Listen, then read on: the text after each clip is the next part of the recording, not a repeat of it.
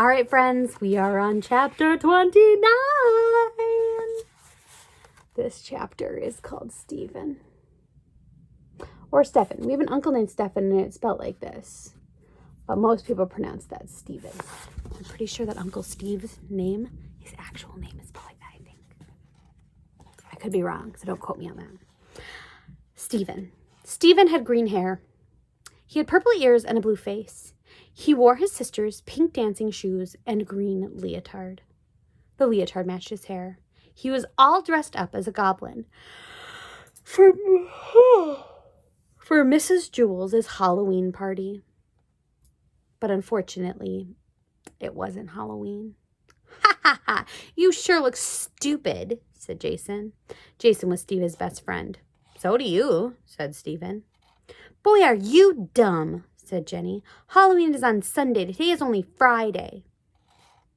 You're the one who's dumb, said Stephen. Ha ha! You probably come to school on Sunday. Mrs. Jewls said we'd have a party today. But none of the other children wore costumes, only Stephen. All right, class, said Mrs. Jewls. It's time for our Halloween party. See, said Stephen. Mrs. Jewls gave each child a cookie that looked like an orange witch with a black hat. She laughed when she saw Stephen and forgot to give him one. Stephen didn't ask for it. He was afraid she'd laugh again. The children finished their cookies in less than 30 seconds. All right, class, said Mrs. Jewls. The party is over. We have a lot of work to do. Stephen felt like a fool. The party lasted less than a minute, and he had to spend the rest of his day wearing a stupid goblin suit. Look, Stephen's wearing his sister's leotard, laughed Dana. They're green, just like his hair, said Fatso. Everybody laughed. Mrs. Jewls began the arithmetic lesson. She wrote on the blackboard. 2 + 2 = 5. That's wrong, Joy shouted. Mrs. Jewls tried again. 2 + 2 = 3.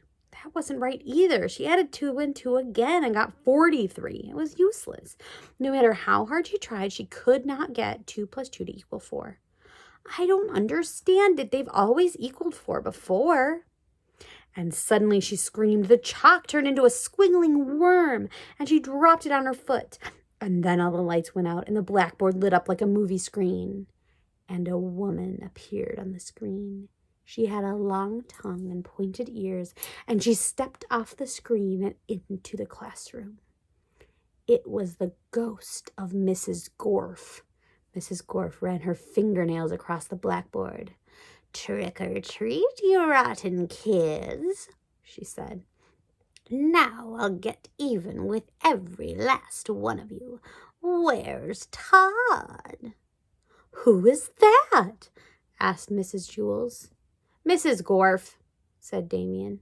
Who's Mrs. Gorf? Asked Mrs. Jewls. She was the meanest teacher we ever had, said Rondi.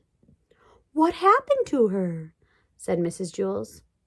Louis ate her, said Jason. Well, I'm not going to allow this, said Mrs. Jewls. Get out of my classroom, she demanded. It's Halloween, sweet teacher, said Mrs. Gorf. Ghosts can be anywhere they like, and I've come for a little class reunion. But it isn't Halloween, said Mrs. Jewls. Halloween is still 2 days away. I know, said Mrs. Gorf, but Halloween falls on a Sunday this year, so we're celebrating it on the Friday before. Stephen leapt from his seat. See, I was right, he said. Today is the day we celebrate it, the Friday before. Mrs. Gorf proved it. And he ran up to Mrs. Gorf. They all laughed at me and made me feel stupid because I was the only one who got dressed up, but they were the ones who were wrong, and you and I are right. And he put his arms around Mrs. Gorf and hugged her. Mrs. Gorf gasped and disappeared. The lights came back on.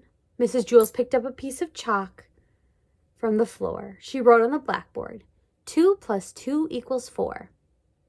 That's good, she said. When 2 + 2 doesn't equal 4, anything can happen. All the children who laughed at Stephen now called him a hero, but they told him to change out of his stupid costume. So at lunch, Stephen went home, washed up and changed, and he came back wearing blue jeans and a polo shirt. Of course, his hair was still green. It always was. And that's the end of that chapter. I like that chapter because Mrs. Gorf got a hug. All right, I love you very much.